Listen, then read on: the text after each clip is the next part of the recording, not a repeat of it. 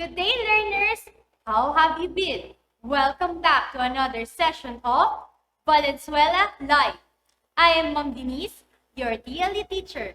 Join me as we learn a new lesson in electrical installation and maintenance. Are you ready for another fun and exciting learning? If you are, kindly ready your notebook, pen, and learning module. Before we start, I would like you to remember two things. Click the heart reaction if you understand the lesson, and comment your questions if you don't. Let's begin.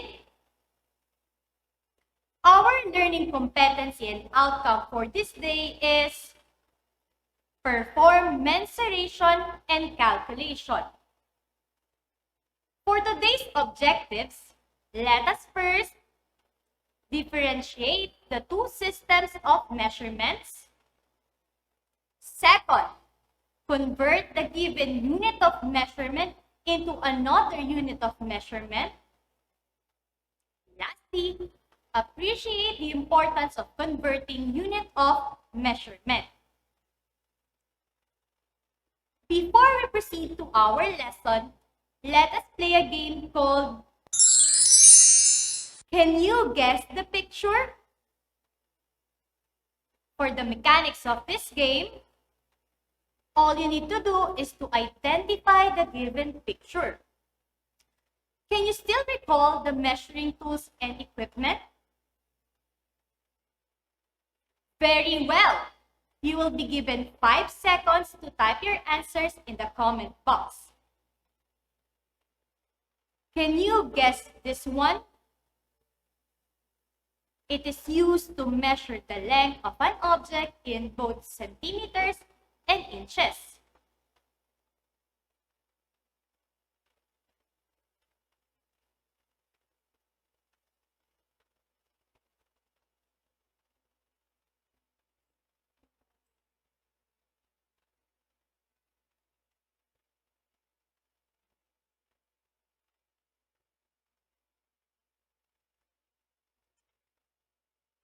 Great job! The answer is pull-push tape. How about this one?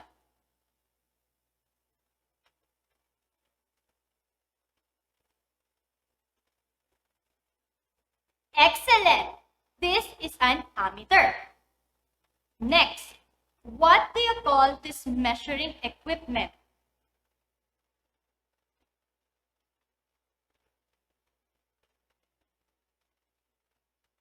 Marvelous! This is a pulsometer or multi-tester. How about this one?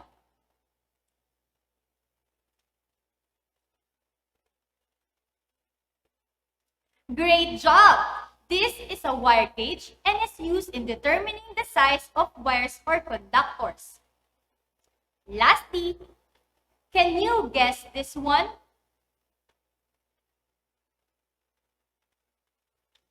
Very good! This is a test light. It seems that you fully understood the lesson last week.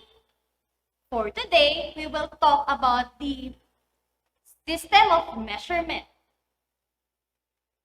A system of measurement is a set of units that can be used to specify anything that can be measured. It is to find a number that shows the amount of something and a standard quantity used to express a physical quantity. There are two types of measuring systems, the English and then the metric. English system is the measurement used in many countries including the United States using feet, pounds, and seconds. It is easier to use when there are no measuring tools around because it is based on the common lengths of body parts. For example, people measure shorter distances on the ground with their feet. Another example, the yard is based on the average length of a human arm. Length describes how long a thing is from one end to the other. The examples of the unit of measurement in the English system are inch, foot, yard, and mile. Inch is used to measure the length of small objects. For example, length of a bed. Foot is used to measure short distances and heights, like the heights of buildings. Yard is bigger than a foot. For example, is the length of a football field. Mile is used to measure long distances like the distance between two places. Metric system is the decimal measuring system based on the meter, liter, and gram, as of length, capacity, and weight or mass. It exists in several variations with different choices of base units. Metric units are widely used around the world for personal, commercial, and scientific purposes. The examples of the unit of measurement in metric system are millimeter, centimeter, meter, and kilometer. Millimeter is used to measure very short lengths or thicknesses. For example, length of a pencil tip.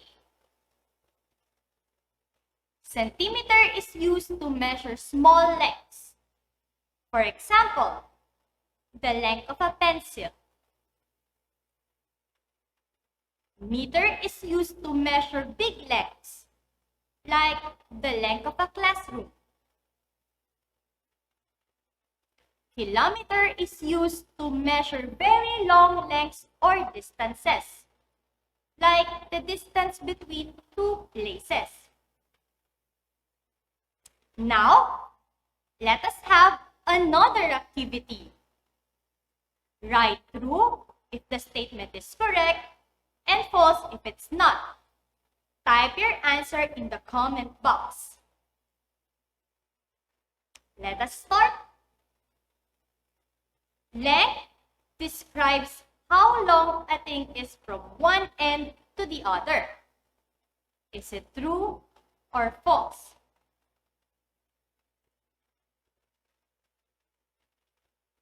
The correct answer is true. Next, the metric system is easier to manipulate because all conversions are based on multiples of 10.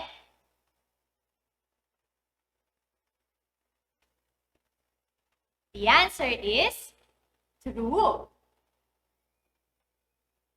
A system of measurement is a set of units that can be used to specify anything that can be measured.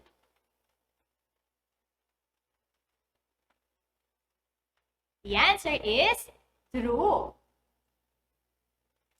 Metric system is based on common lengths of body parts. For example, the yard is based on the average length of a human arm. The answer is false. And number 5, the English system is based on yards, feet, inches, whereas the metric system includes meter, centimeter, and millimeter. The answer is true. Now, let us explore the English units and its equivalent.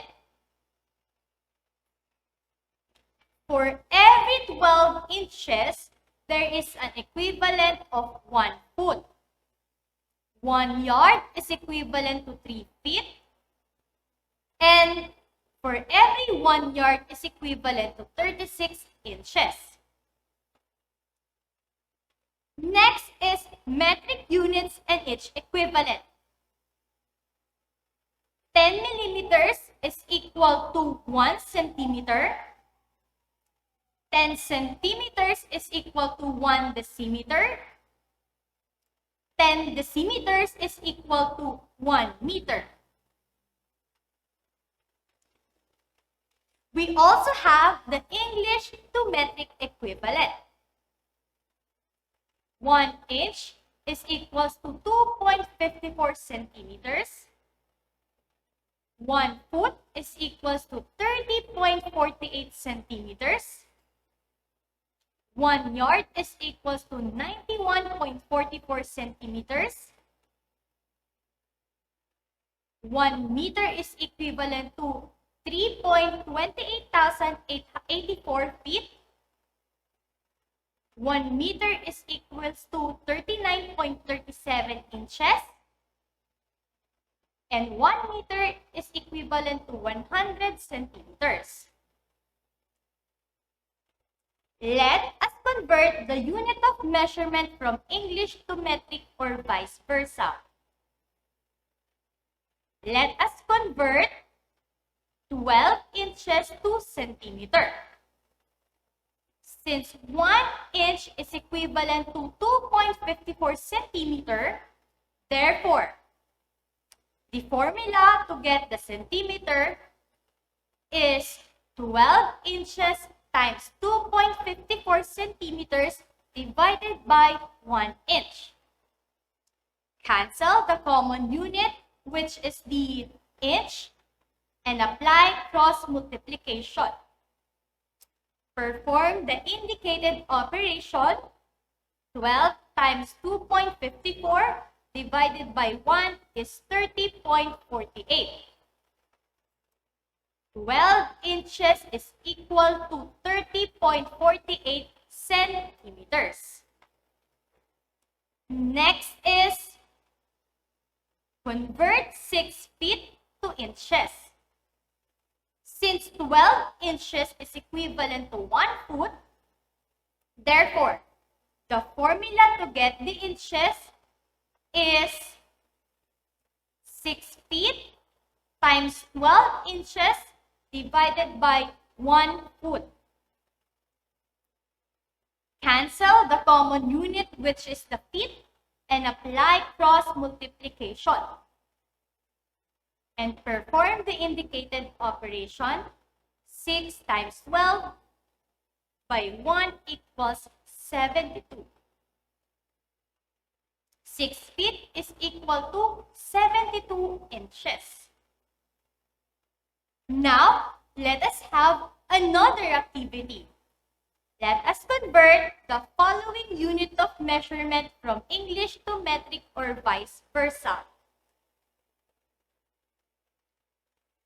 Convert 1 centimeter to millimeter.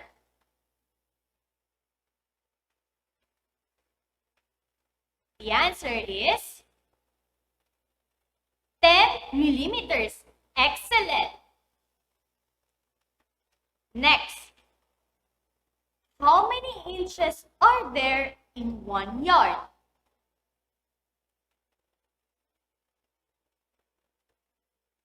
The answer is 36 inches.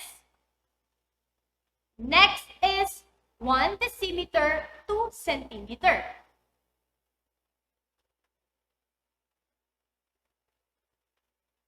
Very good. The answer is 10 centimeters. How many inches are there in 16 centimeters? Correct. The answer is 4 inches.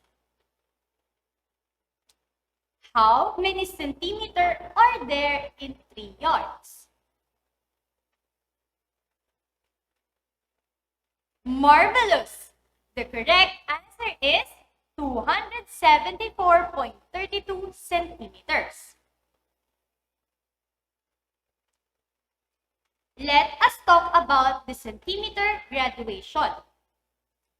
A metric ruler features 2 types of lines. The largest marked centimeters or cm. The smallest lines marked millimeters, or mm. How to read the cm graduation? The first graduation is 0.5 millimeter. The second graduation is 1 millimeter. Third graduation is 1.5 millimeters. And fourth graduation is 2 millimeters. Note that if the graduation reaches 10 millimeters, it is equivalent to 1 centimeter. How to read the inch graduation? The first graduation is 1/16. The second graduation is 1/8. The third graduation is 3/16. And the fourth graduation is 1/4. Then follow the given scales below. To check your understanding of our lesson, let us have another activity entitled You Complete Me. Complete the missing inch graduation. Key in your answers in the comment box.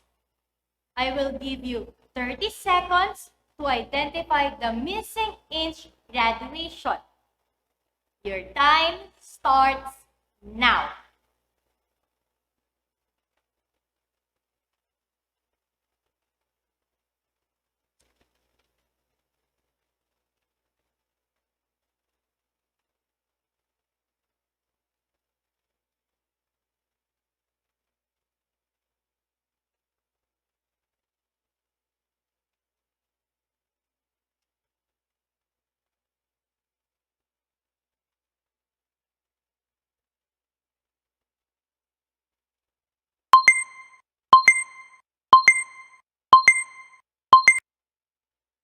The answer for number 1 is 1/16. Number 2 is 3/8. Number 3 is 7/16. Number 4 is 3/4. And number 5 is 1 inch.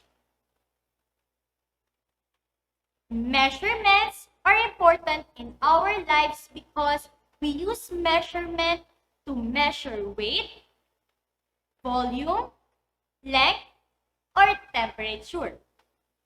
We measure lots of things in our lives without noticing, like when we take medicine, cooking, buying clothes, playing sports, and more. Can I have a heart reaction if you have understood our lesson for today? Congratulations, learners! Your time and effort in participating in this lesson prove that you are ready in answering the activities in your learning module. For your assignment, kindly answer the following activities in your Week 4 TLE 7 learning module. What I can do, and assessment letter A. If you have any questions, don't hesitate to message your TLE teachers.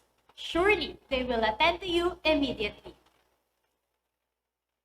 Thank you very much for making yourself connected in today's lesson. Keep safe, everyone, and see you again in our next Valenzuela Live.